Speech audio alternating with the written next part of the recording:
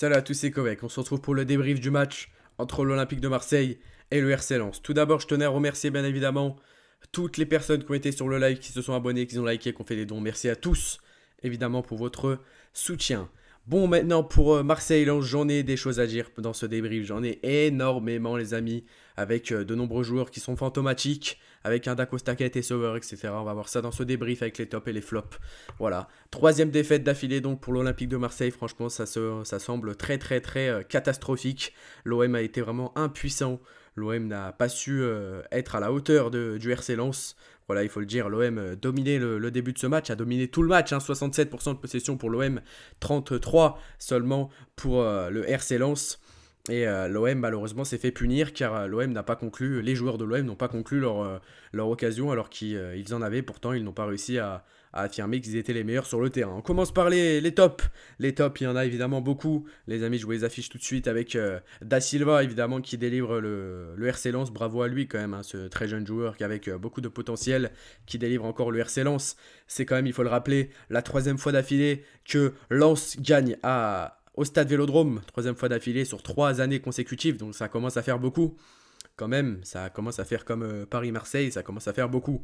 Bref, il faut rappeler aussi que c'est la troisième défaite d'affilée de l'Olympique de Marseille cette saison en Ligue 1. Donc voilà, on n'avait pas perdu jusqu'à là, donc on a perdu contre Ajaccio, on a perdu contre le PSG, on perd encore contre Lens, c'est donc la troisième défaite.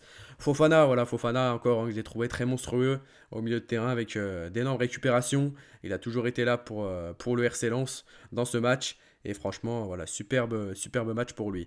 J'ai mis un seul Marseillais hein, dans ces tops, c'est Veretout. Hein. C'est Veretout pour moi qui a fait un excellent match. Je vais vous dire les notes juste après. Je vais vous dire les notes juste après des joueurs.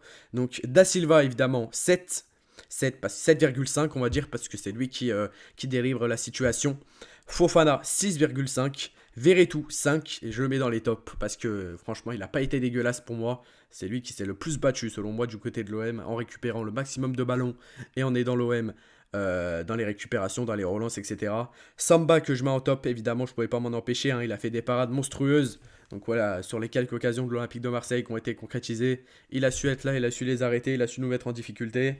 Et voilà.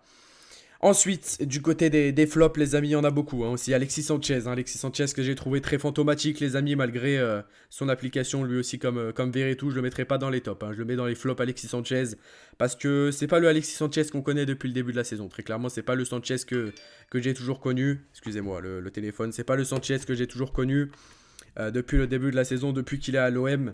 Voilà, c'est pas un grand Sanchez. C'est pas du grand Sanchez qu'on a eu ce soir. Manque d'efficacité, notamment après de nombreux ratés devant la cage. Un mauvais contrôle devant la cage alors qu'il avait largement le ballon, tout comme Jonathan Klaus d'ailleurs que j'ai pas mis dans les flops.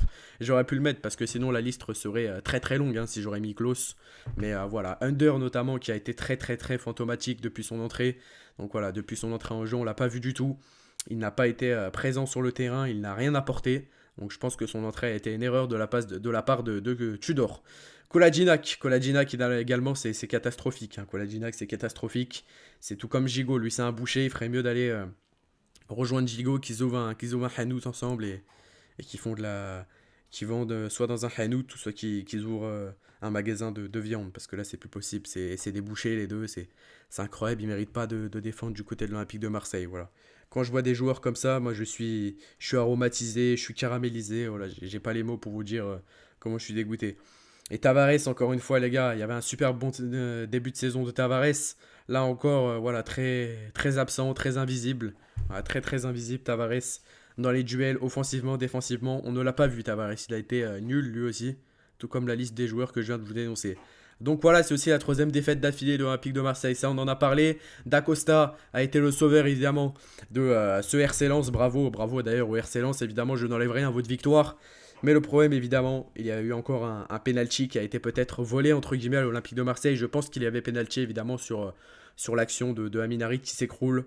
Oui, il y a faute. Oui, Amin Harit avait le ballon. Oui, sur la faute, Danso ne touche pas le ballon. Donc pour moi, il y avait faute. Après, voilà, faut pas non plus refaire l'arbitrage, etc. Malheureusement, on ne peut pas refaire l'arbitrage. Mais il y avait bien faute, malheureusement, sur Harit. Et malheureusement, monsieur Benoît Millot, voilà qui veut faire le malin un petit peu ne siffle pas cette faute. Donc voilà, les arbitres contre l'OM, ça on y connaît bien. Hein. évidemment. Et même si ça n'enlève rien à la super prestation des Lensois. Duel de gardiens, donc Lopez, Samba, voilà, franchement, un superbe duel. On a vu un Paul Lopez très efficace. Je pense que s'il serait pas là, très clairement, on aurait pris tarif, on aurait pris 3 buts, je pense. On aurait pris 2 buts de plus, donc 3-0. Il nous sort 4 parades, voilà, j'ai compté, il a fait 4 parades très importantes qui, quand même, n'aggravent pas si trop que ça les victoires, mais c'est la défaite, pardon, même si c'est quand même une très grosse défaite. Et enfin, pour conclure, je dirais que c'est un match qui va nous servir de leçon du côté de l'Olympique de Marseille. Donc c'est un match qui va nous servir de leçon et c'est un match qui va nous apprendre un petit peu la vie. Parce que voilà, je trouve que les joueurs ont pris les ailes, ont pris trop les ailes même. Ils se sont dit, oui, on est là, on est l'Olympique de Marseille, on commence à concurrencer le PSG. On concurrence rien. On concurrence rien, faut être net. On n'a rien concurrencé depuis le début de saison. Faut arrêter de se faire des films. On concurrence ni le PSG, même si on est plus grand que le PSG historiquement, etc. On concurrence personne, les amis. Quand on voit des joueurs qui sont aussi dégueulasses que ça depuis 3 matchs d'affilée, il faut se le dire très clairement, on concurrence personne. Faut arrêter de prendre des ailes. Et il faut maintenant se concentrer pour le match mercredi contre Francfort. Hein. Maintenant, c'est la qualification en huitième qui compte. Faut se concentrer sur ça. Le championnat, écoutez, ma foi, je sais pas c'est quand le prochain match. Hein, on verra ça plus tard. Et puis voilà, moi c'était un petit coup de gueule dans ce débrief. Franchement, je vais débriefer un petit peu ce que j'ai dit. Sanchez, il a été invisible. Under aussi. Veretout, il a été bon. Je pense que ça a été le plus bon de l'équipe aujourd'hui, notamment avec Guendouzi, qui a été plutôt pas mal. Même s'il n'a pas trop apporté que ça non plus, je mettrais peut-être un 4,5, un 5. Il a quand même la meilleure note des mauvais, Guendouzi. Enfin bref. Voilà, c'était Kovac. J'espère que mon petit débrief vous a plu. N'hésitez pas à vous abonner et à liker si ce débrief vous a plu. Ciao, ciao. C'était Kovac. Et allez l'OM.